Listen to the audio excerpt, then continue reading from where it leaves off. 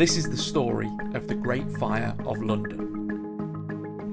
It begins in a bakery on Pudding Lane in London, 1666. In those days, houses were quite strange looking. Their upstairs floors overhang their ground floor, which is known as jettying. There are a few suggested reasons for this. Number one, people used to throw their waste out of the window, so an overhanging upstairs stopped the waste from landing on their own doorstep. 2. Landowners had to save enough space for carts to get through the streets, but they wanted more floor space, so they built their main floor upstairs. Number 3.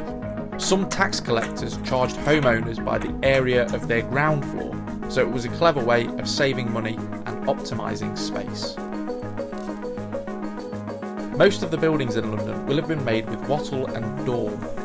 Wattle is the wood or straw element, and the daub is the mud that surrounded it. The daub allowed the material to stick together to build structures easily and protected the highly flammable wattle inside.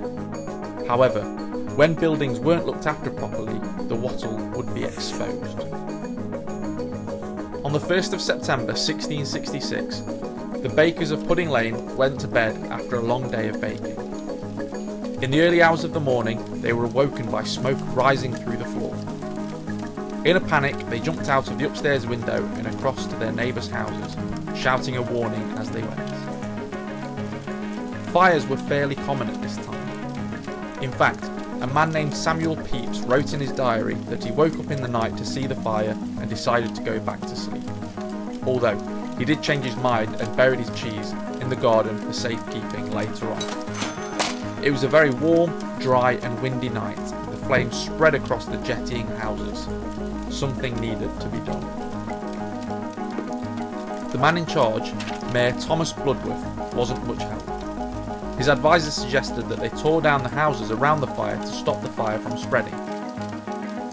Mayor Bloodworth saw that this would include destroying his very powerful friends' houses and forbade them from doing it. Probably thinking that the fire would die out soon, he famously suggested that a woman might wheel it out.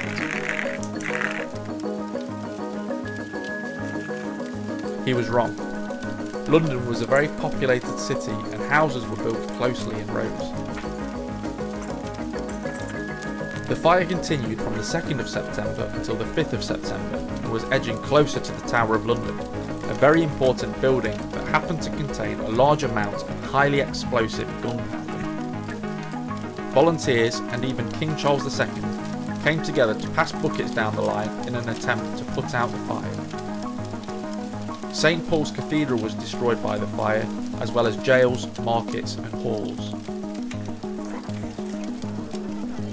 People were trying to leave London on boats on the Thames, and after 4 days Bloodworth changed his mind and agreed to blow up the houses surrounding the fire to stop it from spreading.